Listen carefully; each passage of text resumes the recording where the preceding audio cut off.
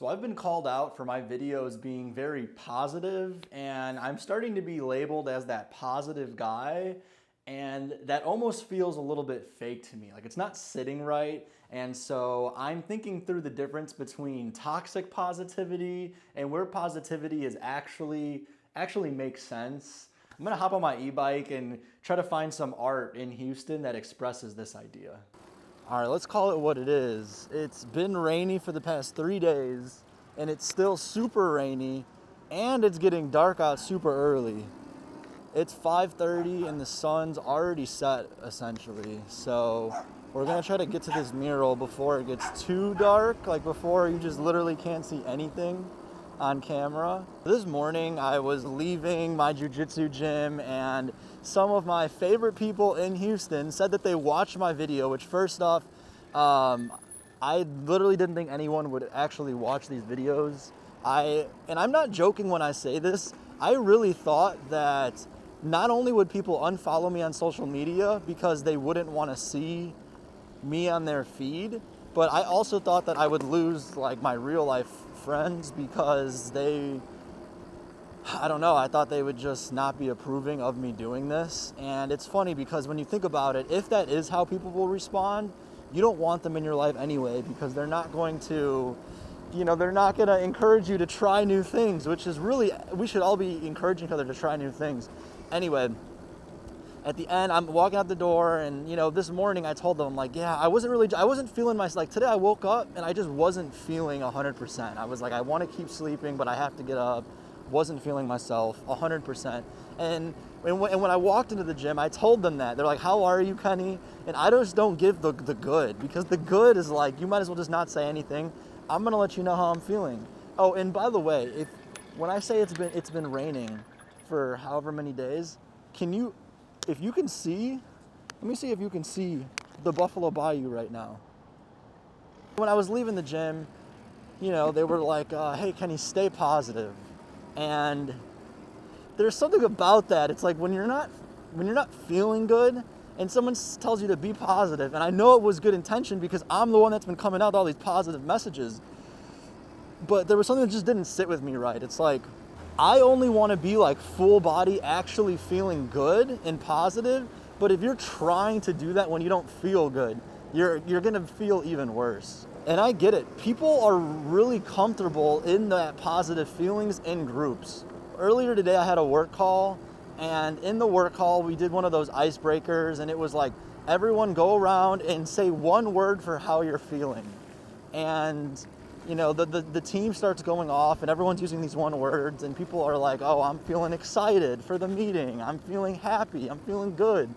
And I already had my feelings gangster tested earlier by saying I wasn't really feeling good, and I was still feeling the same way, so I wasn't gonna keep on this trend. Eventually, it's my turn to go. There's like, a few people left who haven't really spoken up, and so I come off mute, and my feeling for how I was feeling, and by the way, at this point, the whole team is like kind of doing that like artificial work call laugh where everyone's kind of like, laughing and just real surface level. And I'm like, I am feeling longing. Yeah, longing. And at first, it was like a silence, and I'm like, all right, let me explain. This morning when I did my cold plunge, it was real rainy out, and when I got out, there was like a sliver of sun. It was almost like the weather gods were like, Kenny, here's some sun, good job, and then it went away right away. And I just remember just seeing that sun made me feel so much better. I was like, I am longing for more sun. I am longing for a brighter day. And I looked, and everyone had their cameras on, and you could see the energy in the call shift. It went from this like surface level kind of giggly, like fake laugh, to everyone kind of like took a deep breath. And what was interesting was after that, the people that didn't speak in the call yet got up, and the whole call shifted to someone else right away. Said, Kenny, I've actually been trying to put my words on how to say that because I've been feeling the same way too. I've also missed the sun. And then someone else went after them, and they were like, I'm also hoping for a brighter day. and the call went to another level of authenticity. And that made me realize there's like, you can almost assign levels to authenticity in a situation. Like that level 1 is that, you know, how's the weather, how are you, short, like just small talk. That level 2 is when you're actually talking about something meaningful, and bringing it to that level was so much more energizing and so much more fun. Now you know, not to say that the call stayed at that level 2, but even just to have it there for a second actually energized me and felt so good.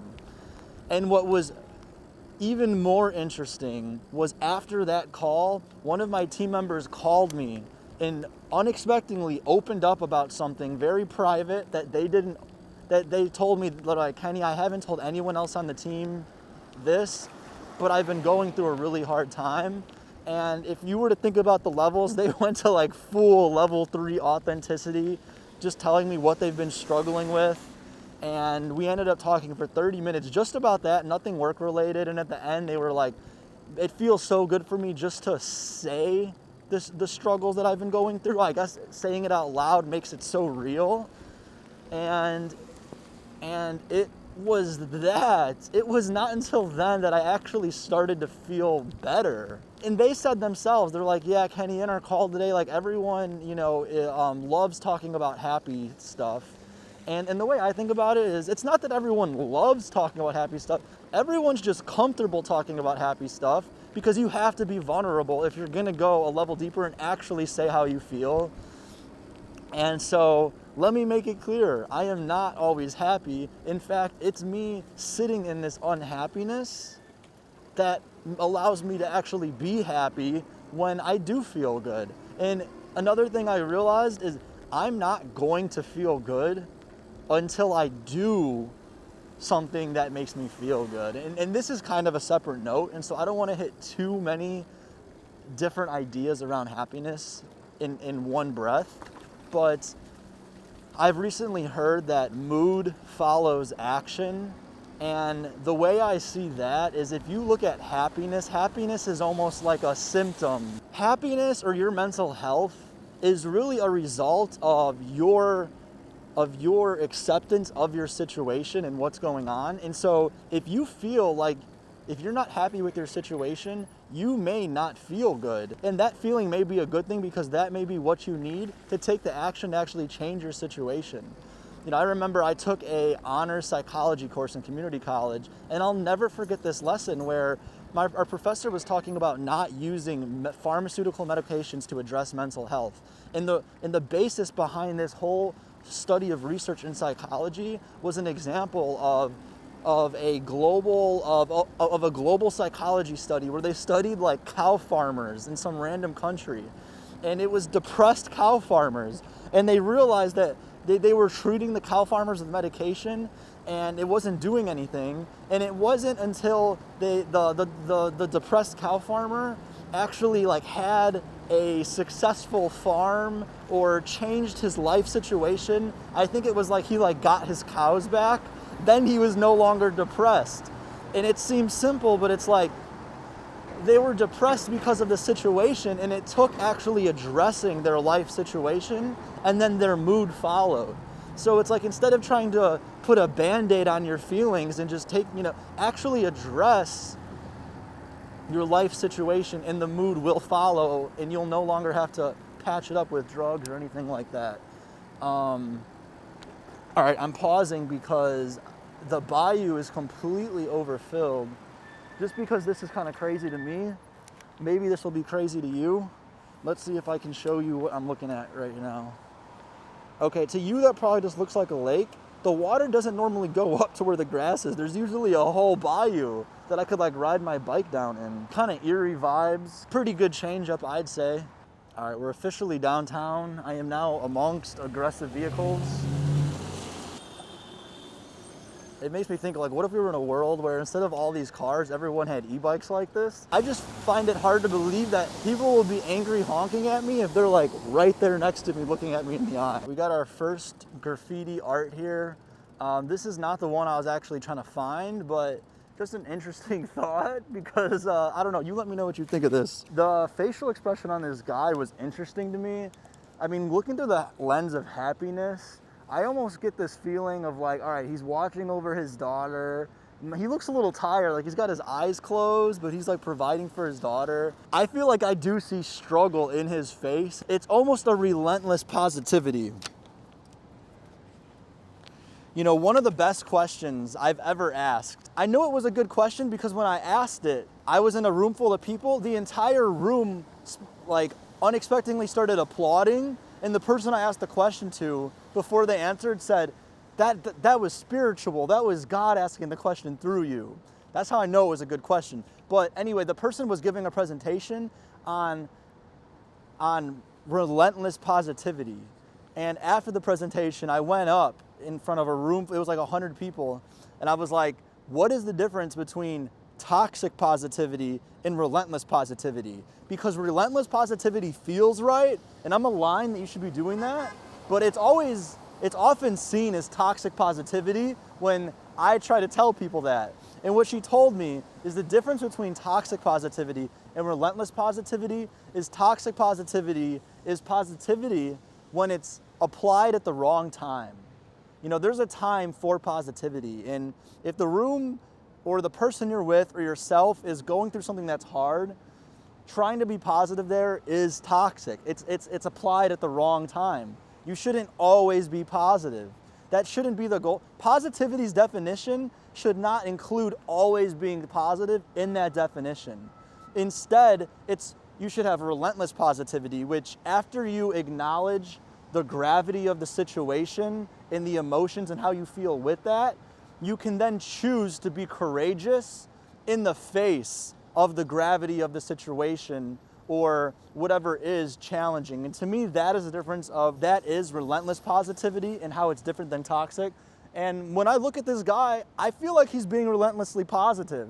My man looks like he's been through it, but he's being relentlessly positive by choosing to take his daughter to the park and enjoy nature and allow her to play. And I don't know, that girl kind of looks freaked out by the birds. She's like thinking a little bit too deeply about them, I think. But let's keep moving. In the middle of nowhere, this is what I was looking for. What's so beautiful about this mural is the colors and all the thoughts. They say that you have 60,000 thoughts a day, and to see that visualize kind of blows my mind for how much we have to process every single day. Not only for like what we see and what's happening, but also how we're feeling is a part of that. I've been doing meditation every morning, and one of the big things of meditation is noticing the difference between experience and the thought you put on top of it. And if you're not conscious of those thoughts, this is what you're getting hit with all the time, and this will totally paint your reality. And so when I think about the stay positive mentality, I think there is something good about relentless positivity, but you can't get there until you acknowledge all of these feelings, and that's going to take time. And realizing that it's okay to sit in these feelings. I think there is a lot of pressure to have to stay positive because you don't want to be a Debbie Downer to other people, but you know, to me, I think there's something so much more meaningful about talking about this whole other half of the experience. At least if you live a great life, like at least half your experience is not going to be positive. And so bonding over this to me is really that way to go from that level 1 authenticity in situations down to level 2. And I don't know about you, but once you make level 2 or lower your norm of authenticity in a conversation, it's almost hard to ever go back to level 1 authenticity.